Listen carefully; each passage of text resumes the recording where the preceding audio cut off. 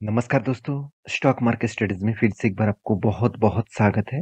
तो आज यहाँ पे मैं डिस्कशन करूँगा कुछ इम्पोर्टेंट कंपनी का अपडेट के बारे में। तो इस वीडियो को लास्ट तक देखिएगा और अभी तक अपने चैनल को सब्सक्राइब नहीं किया तो जरूर कर लीजिएगा, कंटिन्यूअसली इन्फॉर्मेशन और अपडेट्स पाने के लिए। तो सबसे पहले मैं जिस कंपनी के बारे में बात करूँ उसका नाम है आईआरएफसी। देखिए, एक दिन पहले ही मैं आईआरएफसी के ऊपर बातचीत कर रहा था और मैंने आपको बताया था कि इस कंपनी के ऊपर कंटिन्यूअसली जो तेजी देखने को मिला है, जो लगातार वो 52 वीक का हाई करते जा रहा है। मतलब 52 वीक का हाई लगातार करते जा रहा है। इसके पीछे कोई ना कोई तो रीजन होगा। तो मैंने आपको पहले बताया था कि कंपनी का जो मैनेजमेंट का जो डिसीजन है वो जल्द से जल्द आने वाला है। वो डिसीजन क्या है कि इसकी जो प्रोमोटर के पास जो होल्डिंग्स है वो 75% के ऊपर है और इस 75% के ऊपर होने वाला कोई भी कंपनी के शेयर उसको मतलब कितने भी ज्यादा हो उसको 75% के नीचे होना चाहिए, क्योंकि सेबी का रूल्स है। क्योंकि किसी भी प्रोमोटर के पास 75% के ऊपर होल्डिंग्स नहीं होना चाहिए। तो इस कंपनी के पास होल्डिंग्स कितना है? 86.4%। तो मैं पहले ही बोल चुका हूँ कि शेयर जब तेजी से भाग रहा है कोई ना कोई तो न्यूज आएगा। तो वो न्यूज क्या है? वो न्यूज है ओएफएस। तो कंपनी ने क्या किया, ओएफएस का अनाउंसमेंट कर चुके हैं। मतलब एक रिपोर्ट के माध्यम से बताया गया है कि मतलब जल्द से जल्द ओएफएस आने वाला है। तो वो रिपोर्ट कहाँ से मिला? अब गूगल में सर्च करेंगे, माइंड इस वेबसाइट के माध्यम से इस न्यूज को मिला। आप देखेंगे सेंटर कंसिडरिंग स्टेक सेल्स इन आईआरएफसी वाया ओएफएस रिपोर्ट। मतलब रिपोर्ट के माध्यम से यही बताया जा रहा है कि जल्द से जल्द ओएफएस लेके आएंगे। तो ओएफएस क्या है मैं एक बार आपको बता दूं। बहुत सारे लोग मार्केट में नए हैं उसको पता नहीं, जो मार्केट में पुराना है उसको तो पता है। ओएफएस का मतलब है offer first sale. Offer first sale का मतलब क्या है? मान के चलिए यहाँ पे प्रोमोटर के पास कितना होल्डिंग्स है। देखिए यहाँ पे क्या बताया जा रहा है, आप ध्यान ध्यान से देखना। यहाँ पे टोटल कितना होल्डिंग्स है? 86.4%। तो 86.4% का आप 75% अगर होल्डिंग्स रखना चाहेंगे, मतलब रखना तो होगा ही, तो अराउंड अराउंड आप 11.4%। तो 11.4% जो स्टेक है, इस स्टेक को क्या करना पड़ेगा? उसको बेचना पड़ेगा, मतलब प्रोमोटर को बेचना पड़ेगा। तो जब प्रोमोटर बेचेंगे तो वो तो करंट जो प्राइस है उस प्राइस में बेच नहीं पाएंगे, तो उसको ऑफर देना पड़ेगा। मतलब मान के चलिए अभी करंट प्राइस चला है 51 और कंपनी ऑफर करेंगे आपको डिस्काउंट में, मतलब सस्ते दामों में, तभी तो लोग खरीदारी करेंगे ओएफएस का। मतलब तभी तो लोग शेयर खरीदारी करेंगे। अगर आप कहेंगे कि नहीं मैं इसी दाम में बेचूंगा तो लोग आपसे क्यों खरीदारी करें? वो डायरेक्टली मार्केट से ही खरीदारी कर पाएंगे। तो मेरे हिसाब से यहाँ पे डिस्काउंट में मान के चलिए यहाँ पे कंपनी बता रहा है कि मैं चलो 45 रुपीज में आपको शेयर बेचने वाला हूँ। मैं एक एग्जाम्पल दे रहा हूँ, अभी तक प्राइस मेंशन नहीं किया गया। तो तब लोग क्या करेंगे, जब शेयर में अच्छा खासा दम है तो उस कंपनी के ऊपर हर कोई इन्वेस्टमेंट करना चाहेंगे। आज देखेंगे तो इन्वेस्टर के हिसाब से एज ए एफआईएस और डीएस के पास उतना होल्डिंग्स नहीं है। इस कंपनी के ऊपर उतना ज्यादा होल्डिंग्स इसीलिए नहीं किया क्योंकि कंपनी के ऊपर परफॉर्मेंस तो अच्छा हो रहा है। फिर भी एक पीएसयू कंपनी है, गवर्नमेंट कंपनी है, तो इसमें हाई ग्रोथ पोटेंशियल होने का चांसेस बहुत कम हो जाता है, क्योंकि इस तरीके से कंपनी डिविडेंड अच्छा खासा देकर लोगों को अच्छा खासा पैसा जनरेट करते हैं। तो कंपनी इसके देखिए अच्छा खासा रिटर्न के हिसाब से एक साल में 140% के रिटर्न दिया, जैसे आरवीएनएल में किया गया उसी तरीके से अभी आईआरएफसी के ऊपर हो किया जा रहा है। तो आईआरएफसी के ऊपर मैं पहले भी बोल चुका हूँ, इस कंपनी के ऊपर जब जब भी ट्रेड बने तो मैं उस ट्रेड को जरूर इनिशिएट करता हूँ। तो यहाँ पे जो रिपोर्ट आया वो आपको मैं बता दूं। The government is mulling of sale some stake owned by Indian railway finance corporation, मतलब आईआरएफसी के बारे में बातचीत किया जा रहा है through an offer for sale in the current financial year. मतलब करंट जो फाइनेंशियल ईयर है इस 2023 इस साल में ही ऑफर फॉर सेल लेके आने वाला है। इस तरीके से कुछ रिपोर्ट सोर्सेस के माध्यम से पता चला है। तो अभी जो करंट जो स्टेक है उस स्टेक को वो क्या करेंगे, बेचेंगे, और स्टेक बेचने के बाद उसका परसेंटेज भी कम हो जाएगा। तो यहाँ पे एक बातचीत किया जा रहा है कि 11.36% का स्टेक यहाँ पे बेचने वाला है। तो कितना बेचेगा, कब बेचेगा, वो अभी तक फाइनली डेट नहीं आया। जब आएगा तो मैं आपके साथ जरूर शेयर करूंगा। तो फिलहाल के लिए इस कंपनी के ऊपर क्या राय है? देखिए मैं पहले भी बोल चुका हूँ, एक ट्रेड आपको मेंशन किया गया था, एक शानदार सा, या फिर शोल्डर कम हेड कम शोल्डर ट्रेड हुआ था। और यहाँ पे देखिए इस कैंडल ने एक ब्रेकआउट दिया और अच्छा खासा ब्रेकआउट होने के बाद इजीली टारगेट अचीव कर दिया। तो मैंने आपको यही बताया था, जब इस तरीके से तेजी से टारगेट अचीव हुआ तब मैं आपको बताया था कि कंपनी के ऊपर फटाफट मतलब जो प्रोमोटर है वो ओएफएस लेके आएंगे। तो यही तेजी के पीछे एक ही कारण है, वो है ओएफएस। क्योंकि ओएफएस जब आएगा तब इस कंपनी के ऊपर हर कोई फायदा लेना चाहेंगे, तो इसीलिए लोग शेयर खरीदते गए और शेयर भागता गया। तो वॉल्यूम के हिसाब से देखा जाए तो जब जब वॉल्यूम क्रिएट हुआ तब एक तेजी का माहौल देखने को मिला। तो आप कहेंगे सर क्या आप फिर से यहाँ पे इसके हाई के ऊपर एंट्री लेने वाले हैं? देखिए यहाँ पे मैं कोई फोमो बाइंग नहीं करूंगा, क्योंकि जिस तरीके से कंपनी का यहाँ पे परफॉर्मेंस हुआ, मुझे थोड़ा सा इस टाइम में कुछ दिन बिताना चाहिए। मतलब कुछ दिन अगर शेयर बिताए उसके बाद ब्रेकआउट करे तो मैं जरूर एंट्री लेने के लिए सोचूंगा। तो फिलहाल के लिए मेरे मेरे कोई भी एंट्री लेवल्स नहीं है। मैं इंतजार करूंगा, कभी भी कोई मौका मिले तो उसके ऊपर मैं डिसीजन आपके साथ शेयर करूंगा। नेक्स्ट जो कंपनी है जिसके बारे में बात करूं, उसका नाम है जुबलियन फूडवर्क। तो देखिए जुबलियन फूडवर्क आप सभी जानते हैं, इंडिया के एक पॉपुलर फूड सर्विसेज कंपनी है। देखिए दो तरीके से कंपनी होते हैं, एक फूड डिलीवरी कंपनी और एक फूड सर्विसेज कंपनी। देखिए फूड डिलीवरी कंपनी जो कंपनी दूसरे के खाना डिलीवर करते हैं उसको फूड डिलीवरी कंपनी बोला जाता है। जो एक्चुअली देखा जाए तो एक फूड डिलीवरी कंपनी एक्चुअली देखा जाए तो जोमेटो हो गया, साथ ही साथ आप देखेंगे तो डंजो हो गया, साथ ही साथ स्विगी हो गया, ये सारे कंपनी एक फूड डिलीवरी कंपनी है। और फूड सर्विसेज कंपनी है कौन सा है, जैसे पिज्जा हट हो गया, जैसे आप देखेंगे तो डोमिनोज हो गया। तो डोमिनोज एक्चुअली किसका प्रोडक्ट है? एक्चुअली जुबलियन फूड का प्रोडक्ट है।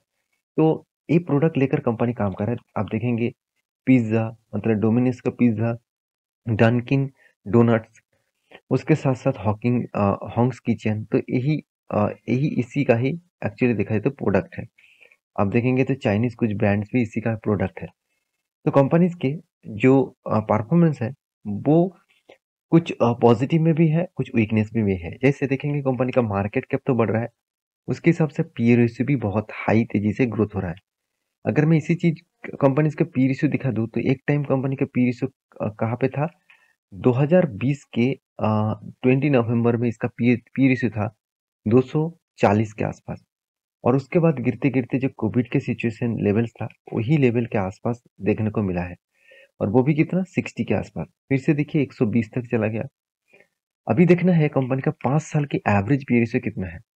5 साल की एवरेज पी रेशियो है 84 के आसपास और कंपनी का करंट पी रेशियो है 120 के आसपास।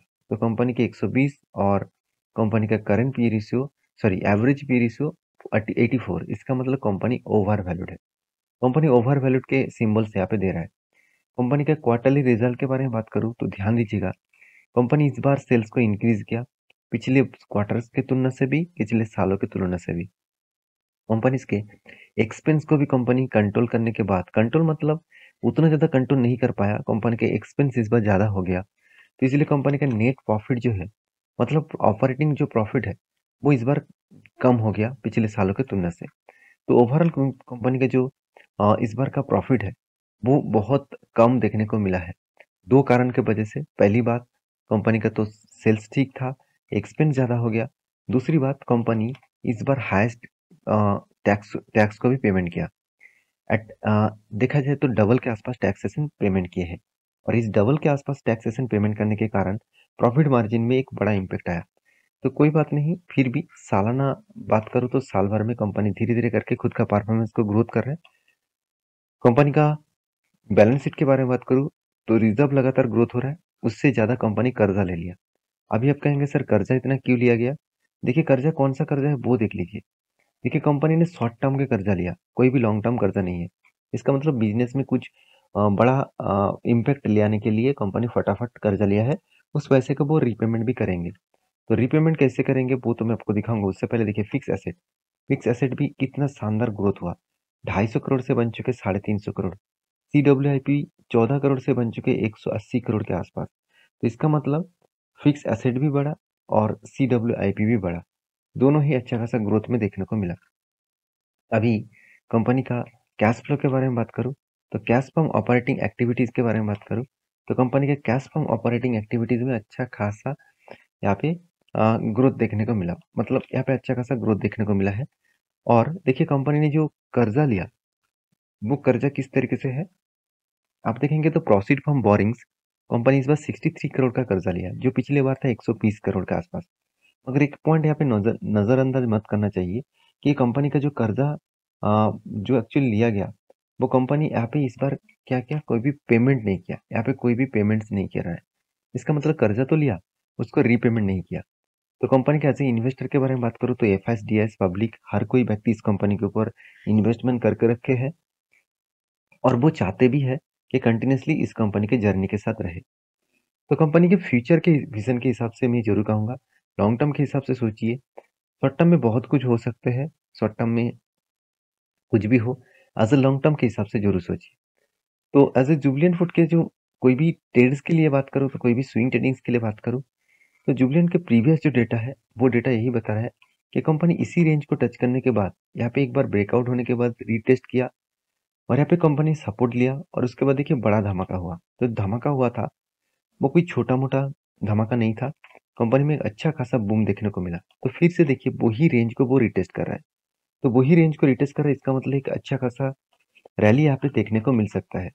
तो मैंने आपको एक रेजिस्टेंस फेस किया था, मतलब बार बार इस रेजिस्टेंस को कंपनी रिटेस्ट कर रहा था। इसको ब्रेकआउट कहाँ पे किया, इस रेंज में यहाँ पे ब्रेकआउट किया। तो इस रेंज में यहाँ पे देखिए कुछ टाइम वॉल्यूम क्रिएट किया, उसके बाद ब्रेकआउट किया। अगर ब्रेकआउट सस्टेन नहीं कर पाया, तो मेरे हिसाब से इस रेंज को फिर से रिटेस्ट करके अगर ऊपर साइड में जाएगा, तो बड़ा सा एक मोमेंटम देखने को मिल सकता है। और जब रिटेस्ट करके इस रेंज को तोड़ेगा, इस लेवल को तोड़ेगा, तो मैं खुद एंट्री लूंगा। तो नेक्स्ट जो कंपनी जिसके बारे में डिस्कस करूँ, उसका नाम है ओलेक्ट्रा गिनटेक। तो ओलेक्ट्रा गिनटेक इंडिया के एक पॉपुलर इलेक्ट्रिक बसेस बनाने वाला कंपनी बन चुके हैं। तो मेरे हिसाब से इस कंपनी के ऊपर फोकस रखना जरूरी है, क्योंकि इस कंपनी लगातार लगातार खुद के प्रोजेक्ट को बढ़ा रहा है, और साथ ही साथ कंपनी के ऊपर एक गुड अपडेट्स भी आया। वो अपडेट क्या है, चलो सबसे पहले वो दिखा देता हूँ। आप देखेंगे ओलेक्ट्रा एंड जेबीएम ऑटो, ये दोनों कंपनी को यहाँ पे देखिए search hold not to ₹57,613 electric buses scheme. जो इलेक्ट्रिक बसेस का जो स्कीम है, उस स्कीम में कंपनी, दोनों कंपनी का नाम यहाँ पे देखने को मिला। एक ओलेक्ट्रा गिनटेक, दूसरे दूसरे जेबीएम ऑटो। तो दोनों कंपनी को फायदा यहाँ पे होने वाला है, क्योंकि 57,600 करोड़ का टोटल इलेक्ट्रिक बसेस जो स्कीम है, उस स्कीम में इस दोनों कंपनी का नाम देखने को मिला। Around 10,000 e buses will be मतलब डिप्लॉयड ऑन द पब्लिक, जो एक्चुअली प्रोवाइड पार्टनरशिप है, मॉडल्स है 169 सिटीज में। तो उसके लिए इतनी करोड़ों का टोटल स्कीम जो है, उसको इलेक्ट्रिक बसेस कंपनी को दिया गया। तो मेरे हिसाब से इस तरीके से अगर प्रोजेक्ट मिलता रहे, इस तरीके से अगर मतलब यहाँ पे देख सकते हैं पीएम ई बसेस सेवा, जो गवर्नमेंट प्रोजेक्ट है, तो उस प्रोजेक्ट में कंपनी को नाम, मतलब कंपनी का नाम देखने को मिला। तो इस हिसाब से मैं जरूर कहूंगा इलेक्ट्रिक गिनटेक बसेस जो कंपनी है, इस कंपनी का ग्रोथ होने का चांसेस बहुत ज़्यादा है। तो देखिए मार्केट कैप बहुत शानदार है, और धीरे धीरे करके बढ़ रहा है। हाँ, आप कह सकते हैं कि R O C R O तो उतना खास नहीं है, पी रेशियो बहुत हाई है। इतना हाई है, मैं आपको बता दूं, कंपनी बहुत ओवर वैल्यूड मुझे मेरे हिसाब से लगा। देखिए फिर भी कंपनी का पी रेशियो कितना है, करंट पी रेशियो 150 के आसपास है, और मीडियम पी रेशियो कितना है, 126 के आसपास। इसका मतलब जो पी रेशियो है, वो कुछ इस तरीके से नजरिए से देखने को मिला। तो पी रेशियो में एक चेंजिंग देखने को मिला है। तो मेरे हिसाब से पी रेशियो ओवर वैल्यूड है, क्योंकि बहुत हाई लेवल्स में है। तो कोविड के जो टाइम था, उस टाइम के नीचे कंपनी का पी रेशियो आया था। कब आया था, और तब जब आया था, तब इसका टाइम डेट था 17 फरवरी। उसके बाद देखिए धीरे धीरे किस तरीके से तेजी से भागा। कंपनी का क्वार्टरली जो प्रॉफिट है, कंपनी देखिए सेल्स को तो मतलब इस बार उतना ज़्यादा नहीं कर पाया, एक्सपेंस को कंपनी कंट्रोल किया, और इसलिए कंपनी का नेट प्रॉफिट जो है, वो पिछले सालों की तुलना से इस बार थोड़ा सा ज़्यादा हुआ। तो कंपनीज के जो इन्वेस्टर है, उसके बारे में बात करूँ, देखिए एफ के पास कुछ भी होल्डिंग्स नहीं था, छोटा मोटा था, 3% के आसपास। आज वो बढ़ते बढ़ते 8.5% हो चुके हैं। डीएस के पास भी छोटा मोटा होल्डिंग्स है, पब्लिक के पास सबसे ज़्यादा होल्डिंग्स है, और प्रोमोटर के पास भी होल्डिंग्स अच्छा खासा है। तो कंपनी के जो चार्ट पैटर्न्स है, उसके बारे में बात करूँ, तो ओलेक्ट्रा गिनटेक लिमिटेड के जो चार्ट पैटर्न्स बना, जब इस रेंज को ब्रेकआउट किया था, तब मैंने आपको बताया था कि इस लेवल तक वो टारगेट अचीव करेगा, क्योंकि यही इसका प्रीवियस कंपनी के ऊपर एक रेजिस्टेंस था। तो उसी रेजिस्टेंस को कंपनी ब्रेक किया और उस टाइम बिताया। मैंने आपको बोला था, यहाँ पे भी मैंने एक एंट्री लिया था, और यहाँ पे टारगेट बुक कर लिया क्योंकि एक फोमो बाइंग हो रहा था, इसलिए मैंने यहाँ पे रिस्क नहीं लिया। तो उसके बाद देखिए करेक्शन हुआ, शानदार तरीके से करेक्शन हुआ। मैंने आपको एक रेंज रेंज क्रिएट करके दिया कि इस लेवल के नीचे अगर गया तो एक बड़ा सा फॉल देखने को मिल सकता है। मगर जिस तरीके से तेजी से भागना स्टार्ट किया और ब्रेकआउट भी हुआ। अगर मैं ट्राइंगल के बारे में बात करूं तो ट्राइंगल में यहाँ पे देखा जाए तो कंपनी ने इस कैंडल ने ब्रेकआउट दिया, और जिस तरीके से ब्रेकआउट हुआ और साथ ही साथ 200 डेज, 50 डेज, 20 डेज, ये सारे डेज के ईएमए के ऊपर ट्रेड कर रहा है। मेरे हिसाब से इस लेवल तक वो इजीली अचीव करेगा, जो लेवल है 1400 रुपीज के आसपास। तो इस कंपनी के ऊपर फोकस रखना और स्टडी करके काम करना। नेक्स्ट जो कंपनी जिसके बारे में बात करूँ उसका नाम है JNA एक्सेल्स लिमिटेड। तो ये एक ऑटो इंसुलेरिस कंपनी है। इस कंपनी के ऊपर लगातार एक तेजी देखने को मिला है। 620 रुपीज के आसपास चलने वाला कंपनी बन चुके हैं 1000 के ऊपर। तो यहाँ पे एक ग्रोथ देखने को मिला है। उस ग्रोथ में देखा जाए तो कंपनी एक बहुत बड़ा अनाउंसमेंट भी कर दिया। वो अनाउंसमेंट क्या है? बोनस का। एक के बदले एक शेयर कंपनी आपको बोनस के हिसाब से दिया। तो एक एक्स्ट्रा बेनिफिट कंपनी आपको दिया। तो प्लीज इस कंपनी के ऊपर रिसर्च करके ही बोनस के ऊपर काम करना। ठीक है, बोनस आपको मिलेगा 1 सितंबर में। उससे पहले आपको शेयर खरीदना होगा तभी बोनस मिलेगा। तो ये मेरा कोई भी रिकमेंडेशन वीडियो नहीं था। आपको किसी कंपनी के ऊपर निवेश करना है तो आपके रिस्क के हिसाब से करिए, स्टडी करके करिए। मिलते हैं नेक्स्ट वीडियो में। तब तक के लिए अच्छे से रहिए, अपने ख्याल रखिए।